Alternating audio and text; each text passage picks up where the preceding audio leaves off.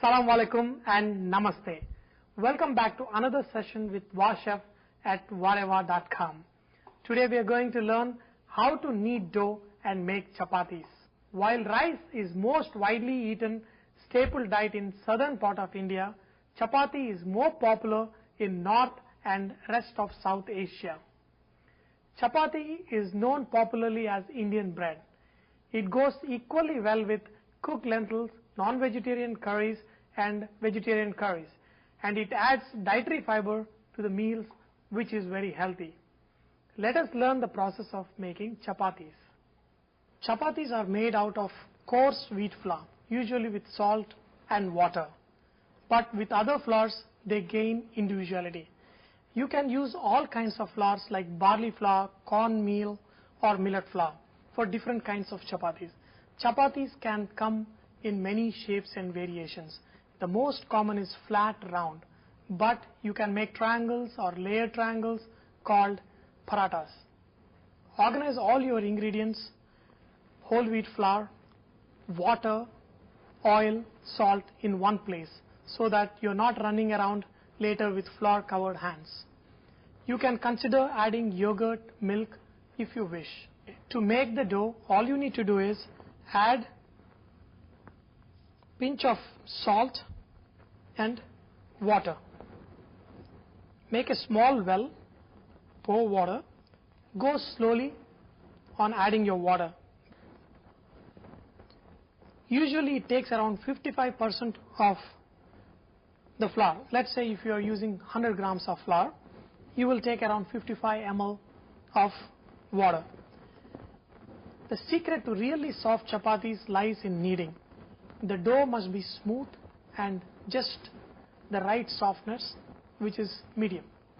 Add water or yogurt as required and continue to knead till you get the right consistency. Just wipe the walls with wet dough, and that takes away any extra flour.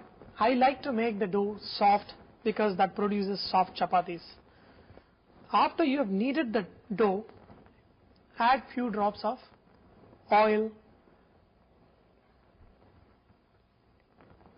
Adding oil at this stage is optional, but I have found the results in a very smooth dough and soft chapatis. I knead the dough in such a way it is soft and slightly sticky. That is a secret to make a very soft chapati. After I do that, I sprinkle little amount of flour and make into a ball and let it rest for 15-20 minutes. After resting for 15 minutes, make soft balls of the dough.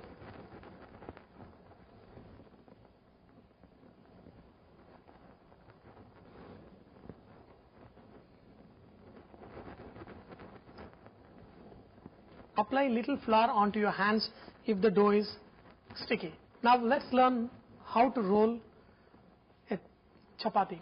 All you do is add little extra flour as if you are rolling any bread, and then use a rolling pin, use a circular motion to make it round. If you see, make sure the dough moves by itself easily. If it is not happening, if it is sticking, add little more flour to it.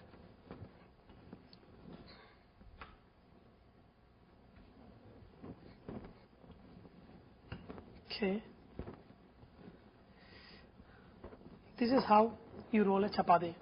After you have rolled, just tap the chapati in your hand so any extra flour comes off. Then put your chapati on a really hot griddle and let it cook for around 30 seconds and turn it to the other side. And then rotate it a little bit. This also gives it even cooking. And when you see these bubbles, that means it's getting cooked. The process of pressing gives even color. So if some areas is not touching the pan correctly, you pressing this gives even color. So when it is cooked on one side, turn it to the other side. At this point of time, you may choose to add some butter, or I prefer to use clarified butter, which is called deshi ghee, and I love to add little butter on it. And if you see how it is puffing up, that is the best way to cook a chapati.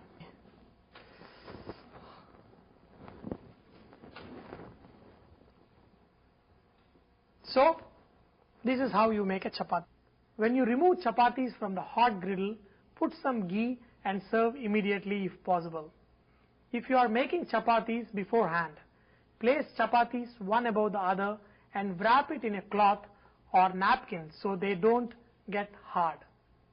I hope you have enjoyed today's session of chapati making and learned from it. Remember that VahChef is all about inspiring others to cook, so please post your recipes, cooking videos and cooking tips so others may benefit from your great cooking.